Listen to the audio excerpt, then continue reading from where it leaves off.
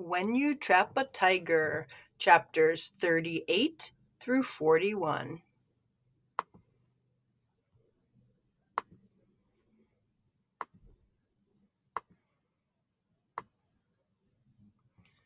Chapter 38. Sam, Mom barks, phone! Sam fumbles in her pocket, hands shaking as she passes the phone to Mom. Then she kneels beside Halmoni. I stand staring at the Halmoni heap, watching Sam check her pulse.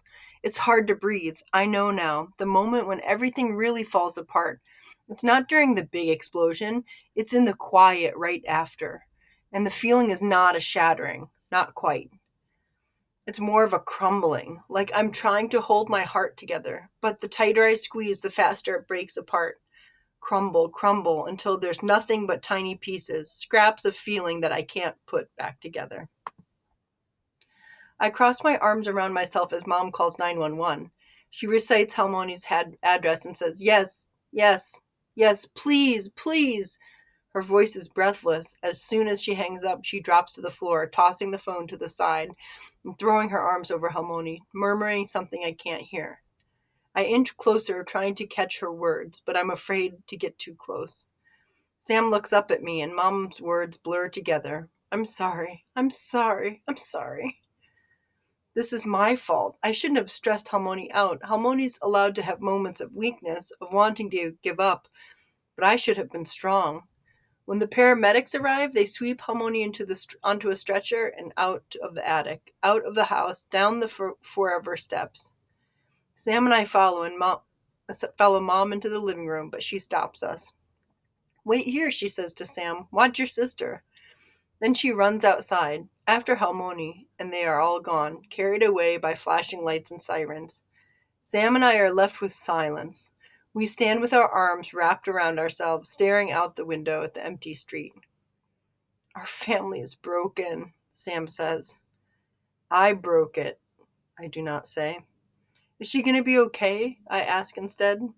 The rain beats against the windows. When Sam finally does speak, there's a hint of tears in her eyes, shining like stars. "What if this is my fault?" "What do you mean? She's not the one who broke the jars." I said I hoped she would die soon. I didn't knock on wood. Her chest shudders. "But I didn't mean it. I tried to undo it. I've been scattering rice at night because Halmoni said it could protect us, but it didn't work."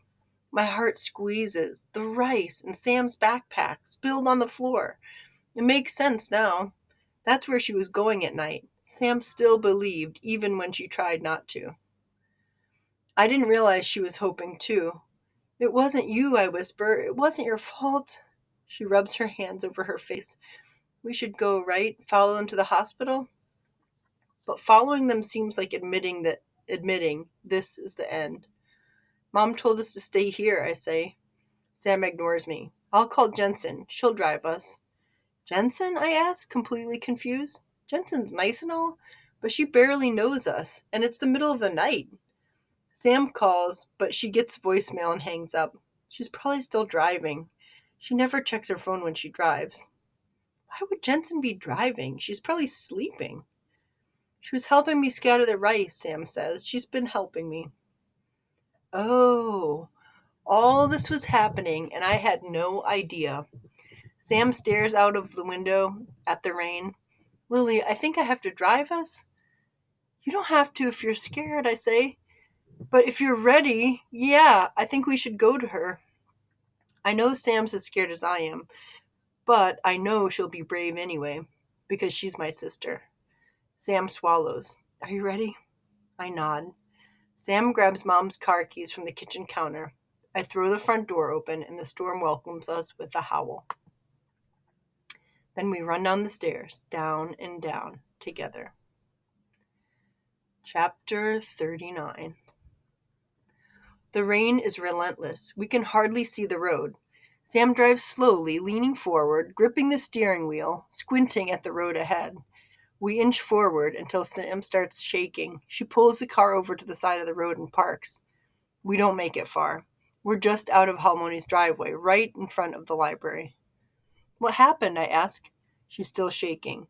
I know Mom gets mad at me about not driving, but every time I get in the car, I think about Dad. We have to get to the hospital and fast, but Sam won't drive, and I won't force her to. Softly, so I can barely hear it, Sam says, I can't go through this again. People always say someone lives on in your memory, but we can't remember everything. And if we can't keep the memory alive, then that's it. The person you loved is gone. What is left of someone when the memories fade? Do you carry a Halmoni or a dad in your heart even after you forget the stories, even if you never knew them? I don't remember Dad, I tell her. But that's not your fault. I'm the one who failed because I was old enough to remember him. She takes a shaky breath. When Dad died, I made a list that I recited every night, the little things about him, you know? Like he cracked his knuckles constantly. His eyes watered whenever he ate kimchi, but he still insisted on eating it. He read us his favorite picture books every night before bed, and even when I got too old for them. I stare at her. She's never told me this before, and I feel a flicker of recognition in my heart, like a tiger lifting its head inside me. I remember Dad reading to us, If You Give a Mouse a Cookie, Where the Wild Things Are, Good Night Moon. I feel the echo of his voice, lines from storybooks, hidden in my brain. Dad's there, almost. I was so afraid of forgetting something, Sam says, voice cracking. But of course I have. I know I have. Why didn't you tell me? Why didn't you share the list? Maybe I could have known him through Sam. I could have helped her remember him. Then Sam, my fearless sister, my sister with the sharp teeth and sharper words, starts to cry. Soft first, and it a drizzle, then a storm. I didn't want to share. Like, if I told you all those dad stories, they'd disappear. They wouldn't be mine anymore. Stories don't belong to anyone, I say. They're meant to be told. Maybe it's scary to tell stories and share their truths, but I'd rather face them than run. I take a breath. It's my turn to say a scary thing.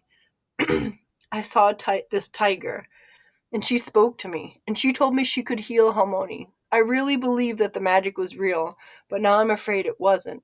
Maybe I was hoping too hard, and it was all just a mental stress reaction, like you said. I thought I could be a hero, that I didn't have to be a QAG anymore.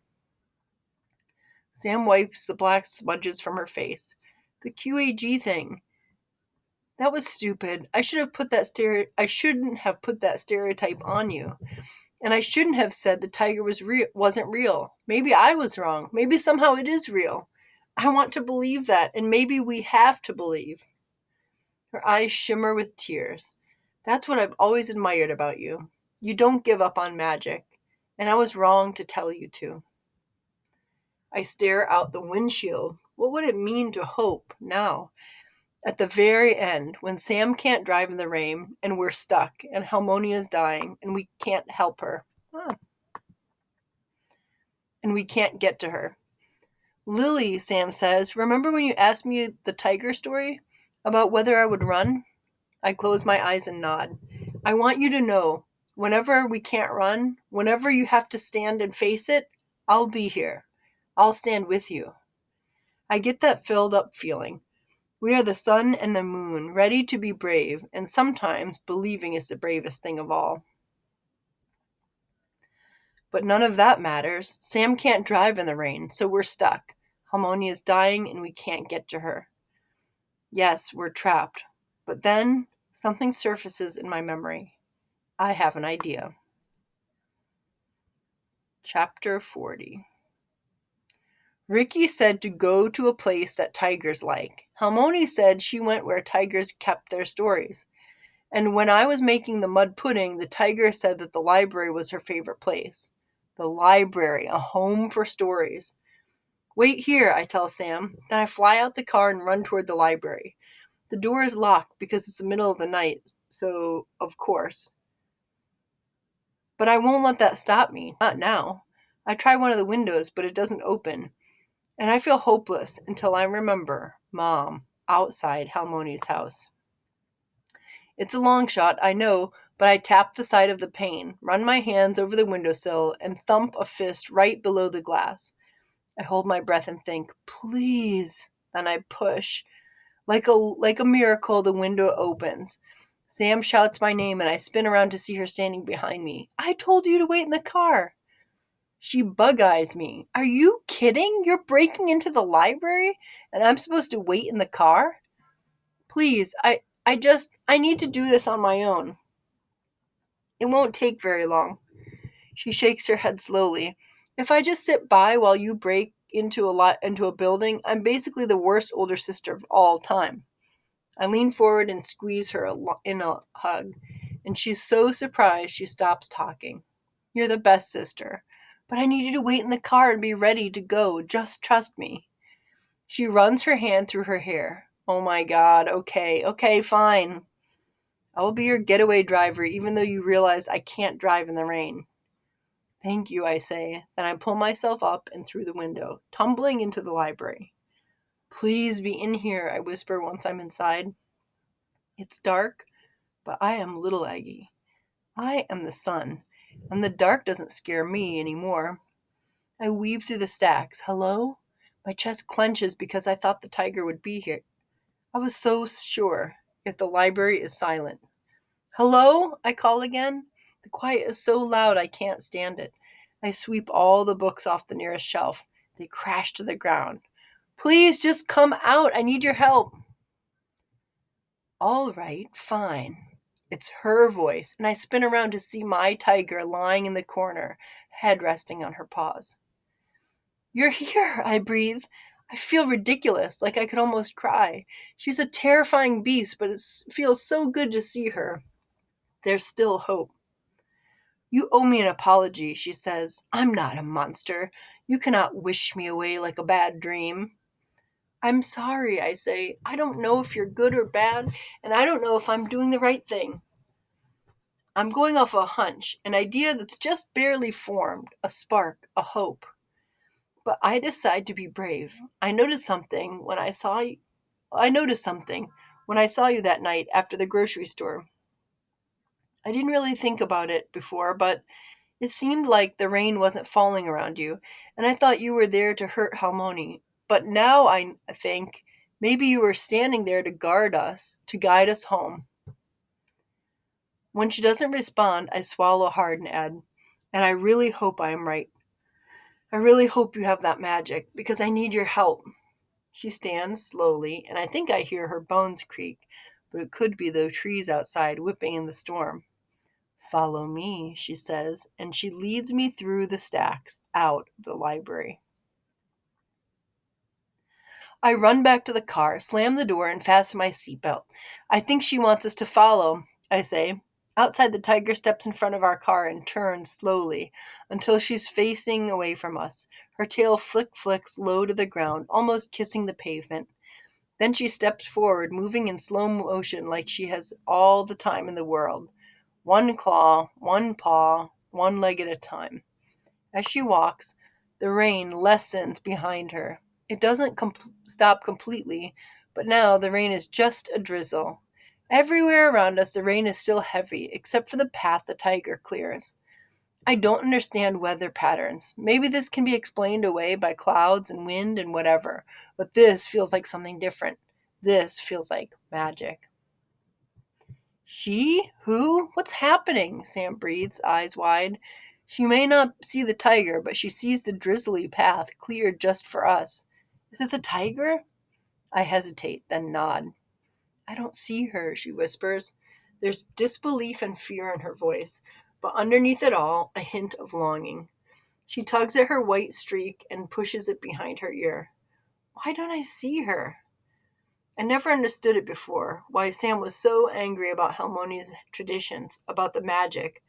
But now I think it's because she wanted so badly to be a part of it, and maybe she was afraid she couldn't be, so she pushed it all away. I reached up to unclasp my pendant, then lean over to fasten it around her neck. Extra protection, extra love, just in case.